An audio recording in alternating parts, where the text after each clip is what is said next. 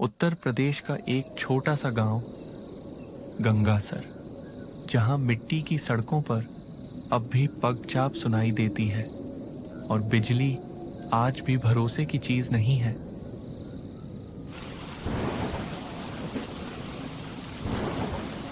आज की रात औरों से अलग थी।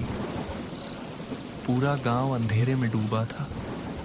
बारिश थमने का नाम नहीं ले रही थी। लोग अपने अपने घरों में दिया और लालटेन जलाने लगे। और इसी अंधेरी बारिश में गांव के कोने में एक पुरानी झोपड़ी के नीचे 4 बच्चे जमा हैं। बच्चे गीले टीन की छत के नीचे सिमटे बैठे हैं। डर और उत्सुकता चेहरे पर है। बरसात अब बूंदों से तेज धार में बदल चुकी है। देखो ना, रोज का यही नाटक है। शाम होते ही लाइट चली जाती है और फिर रामबली चाचा आते हैं और उनकी डरावनी कहानी शुरू। पिछली बार वाली याद है? कुएं वाला पिशाच। उस रात मैं सच में टॉयलेट जाने से डर गया था। तुम सब डरपोक हो। वो सब चाचा के बनाए किस्से हैं। कोई भूत भूत नहीं होता इस दुनिया में। तू मजाक कर, पर याद रख, गांव में हर अफवाह के पीछे एक सच्चाई छिपी होती है। तभी दूर से आती टॉर्च की हल्की रोशनी दिखती है। देखो, रामबली चाचा आ रहे हैं। बुजुर्ग लेकिन मजबूत कंधे पर भीगा हुआ गमछा और हाथ में पुराना टॉर्च। ये थे रामबली चाचा, गांव के सबसे बुजुर्ग डाकिया, जिनके पास हर गांव का किस्सा होता। उन्हें देखकर चारों बच्चे उठ खड़े हुए। नमस्ते चाचा, आज तो हम सोच रहे थे आप नहीं आएंगे। अरे बेटा, बरगद की छांव और तुम लोगों की बातें ना हो तो मेरी शाम अधूरी रह जाती है। आज कुछ नया सुनाइए ना, कुछ ऐसा जो आपने खुद अपनी आंखों से देखा हो। पर पक्का होना चाहिए चाचा। ये मत हो कि वो बस कोई सपना हो। चाचा मुस्कुराए, लेकिन उनकी आंखों में हल्का सा गंभीर भाव आ गया।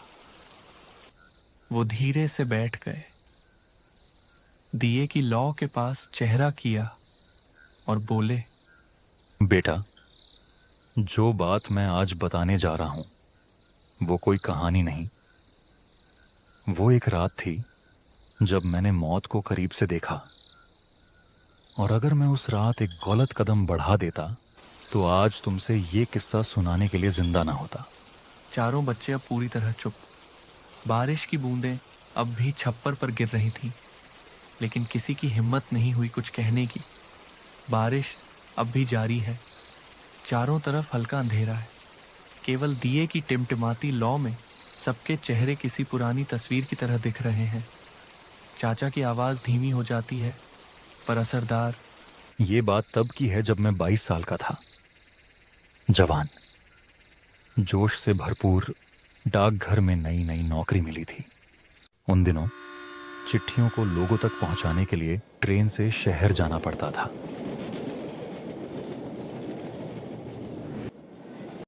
और लौटते हुए उस दिन ट्रेन अचानक 4 घंटे लेट हो गई थी। मुझे पता था अगली सुबह गांव में पुराने ठाकुर साहब का 13वीं संस्कार था और मेरी ड्यूटी थी कि उनके बेटे की सरकारी मनी ऑर्डर समय पर पहुंचे। इसीलिए चाहे जितनी भी रात हो गई हो, मुझे उसी रात गांव लौटना था। जब ट्रेन से उतरा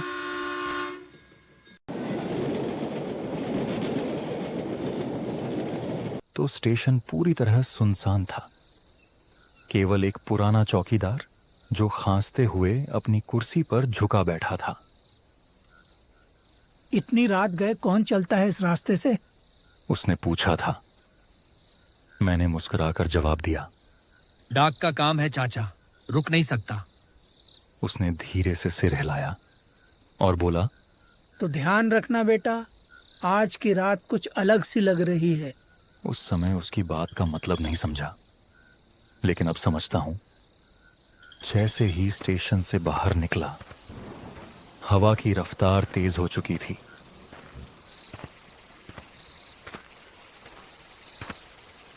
ऐसा लग रहा था जैसे किसी ने पूरे जंगल को झकझोर दिया हो।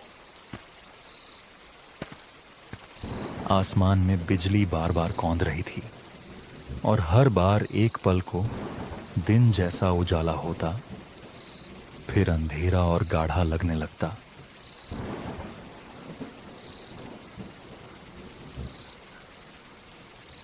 स्टेशन से गांव की दूरी ज्यादा नहीं थी, लेकिन रात के उस पहर वो रास्ता किसी श्मशान से कम नहीं लग रहा था। दोनों ओर सिर्फ खेत, बीच में कीचड़ से सना संकरा रास्ता, और उस पर मेरे जूतों की छप छप करती आवाज। हर कदम के साथ पानी घुटनों तक उछल रहा था।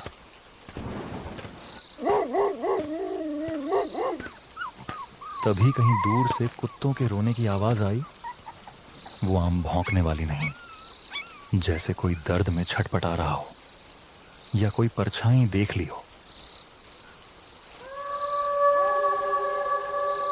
कुछ ही पल बाद बाईं ओर के खेतों से सियारों के हुंकारने जैसी आवाजें आने लगीं, और अचानक दाईं ओर किसी झाड़ी से कुछ सरसराया। मैंने रुककर ध्यान से सुना, कहीं कोई सांप या कोई जानवर भागा था शायद। हवा अब जैसे फुसफुसा रही थी, कान के पास आकर अजीब सी गूंजती आवाजें देती।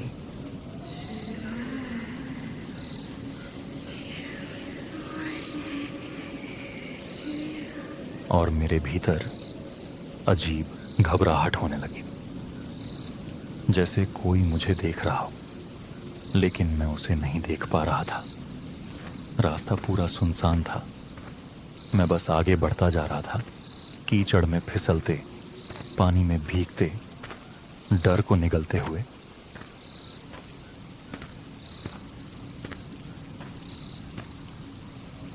और तभी गांव से एक कोस पहले, उस मोड़ पर जहां पीपल का पुराना पेड़ है, मुझे एक साया दिखा। लाल साड़ी पहने, बाल भीगे हुए, चेहरा झुका हुआ और हाथ में एक पुराना थैला। मुझे लगा कोई औरत है, शायद गांव की ही होगी, बारिश में फंस गई होगी।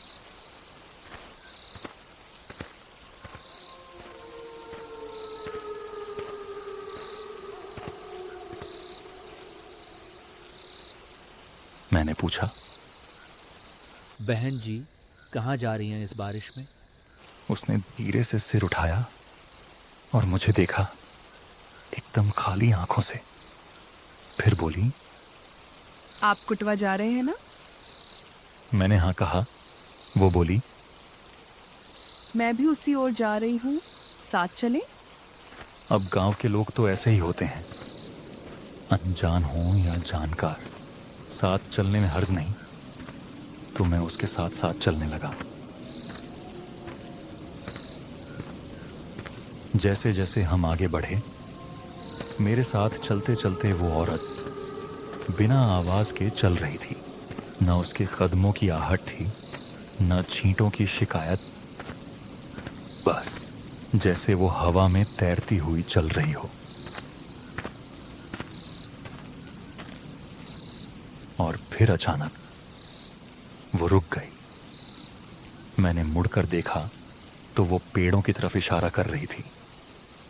वो देखिए, वहाँ मेरी छतरी गिर गई है, क्या आप उठा देंगे?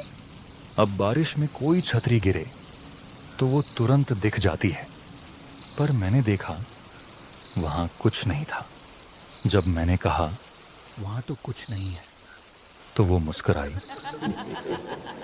एक अजीब सी मुस्कान, जैसे जानवरों के दांत हों। और फिर वो बोली, क्या आप मुझे पहचानते नहीं? मैं तो हर रात आपके गांव की छांव में रहती हूँ। उस पल मेरी रीढ़ की हड्डी में जैसे बर्फ भर गई। मैं एक कदम पीछे हट गया और तभी एक बिजली चमकी और उस रोशनी में मैंने देखा वो औरत अब औरत नहीं थी। उसका चेहरा उसका शरीर, वो कोई इंसान नहीं थी। और मैं समझ गया, मैं जिसे अपनी ही समझकर साथ ला रहा था, वो छांव वाली औरत थी जो गांव में बरसों से लोगों को घेरती रही थी। और आज उसकी बारी मेरी थी। जब मैंने उसकी आंखों में देखा तो समझ गया ये औरत नहीं, कुछ और है। वो हंस रही थी, अजीब सी हंसी, जैसे किसी कुएं से गूंज कर आ रही हो। और उसकी परछाई उसकी देह से उलटी दिशा में चल रही थी। मैं एक पल भी वहां रुक नहीं पाया। मेरे पैर जैसे खुद ब खुद दौड़ने लगे। पीछे मुड़कर देखा, वो औरत अब धीरे धीरे हवा में तैरती हुई मेरे पीछे चलने लगी थी।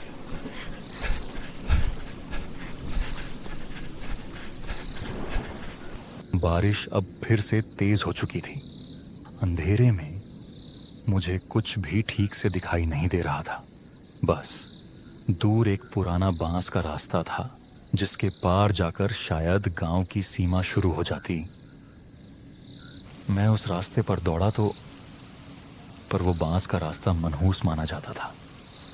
लोगों का कहना था कि वहां पुराने जमाने में किसी तांत्रिक की मौत हुई थी और रात को उसकी आत्मा बांस की जड़ में घूमती है। लेकिन उस वक्त मेरे पास कोई दूसरा रास्ता नहीं था। मैं उसी रास्ते पर दौड़ पड़ा। पीछे से वो औरत अब भी अपनी कविता दोहरा रही थी।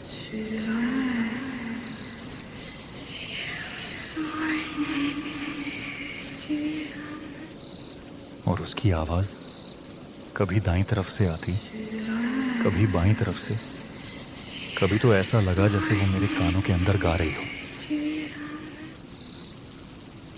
दौड़ते दौड़ते बांस की फिसलन भरी जमीन पर मैं गिर पड़ा। और जैसे ही गिरा, वो परछाई मेरे सामने आ खड़ी हुई। मैंने देखा उसके पैर उलटे थे, बाल कीचड़ में घिसटते जा रहे थे, पर उसके चेहरे पर हंसी वैसी ही थी। वो बोली, मैं यहीं रहती हूँ। जो मेरी छांव में आए वो फिर सूरज नहीं देखता। मेरी सांस जैसे रुक गई थी। लेकिन उसी वक्त बांस के झुरमुट में एक झोपड़ी का छोटा सा दरवाजा दिखा, जैसे जान बची हो। मैं उसी तरफ दौड़ा। पीछे से वो चिल्लाई, वो दरवाजा तुझे बचा नहीं सकता। मैं उसकी देह में रहती हूँ। पर मैं भागा और झोपड़ी का दरवाजा जोर से बंद कर दिया। और पूरी रात मैं उस झोपड़ी में दुबका रहा। दरवाजे के बाहर लगातार बारिश की आवाज आती रही और कभी कभी वो कविता भी। लेकिन मैंने हिम्मत नहीं हारी। सुबह जब मैं उस झोपड़ी से बाहर निकला तो मेरी आंखें हैरानी से फैल गईं। वो जगह जो रात में बांसों से ढकी झोपड़ी लग रही थी, असल में वीरान खेत था। कोई झोपड़ी थी ही नहीं, सिर्फ कुछ अधजली लकड़ियां, राख और मिट्टी के ऊपर बिखरे पुराने पत्ते। वहां पास में एक पुरानी पत्थर की पटिया मिली। उस पर कुछ खुदा था। मिट्टी साफ की तो देखा महातांत्रिक सोमदत्त का साधना स्थल, जिसने सूर्य के प्रकाश से मुंह मोड़ा और छांव में निवास चुना। नीचे एक और पंक्ति उभरी, जो भी इस छांव में आए वह छांव का हिस्सा बन जाए। मतलब चाचा, वो कोई तांत्रिक की आत्मा थी, लेकिन वो औरत क्यों दिख रही थी? क्योंकि कहते हैं सोमदत्त ने अपनी अधूरी तांत्रिक साधना के लिए एक बालिका की बलि दी थी, लेकिन उसकी आत्मा वहां कैद हो गई और उसी दिन से वो छांव में बस गई। वही बालिका जिसका साया उलटा था, जो कविता पढ़ती थी। वही छांव वाली आत्मा जिसकी आंखों में अब भी अधूरी मुक्ति की तलाश है, जो हर बार किसी राहगीर को अपनी छांव में लाकर उसकी देह में समाने की कोशिश करती है ताकि उसे मुक्ति मिल सके या कोई उसका स्थान ले ले। शायद मैंने उस रात झोपड़ी में छुपकर उसकी मुक्ति टाल दी, लेकिन अगली बारिश में वो फिर किसी को बुलाएगी अपनी अधूरी साधना पूरी करवाने के लिए। इसलिए बेटा, कभी रात को बांस वाले रास्ते पर मत जाना, और अगर कोई छांव बुलाए तो जवाब मत देना।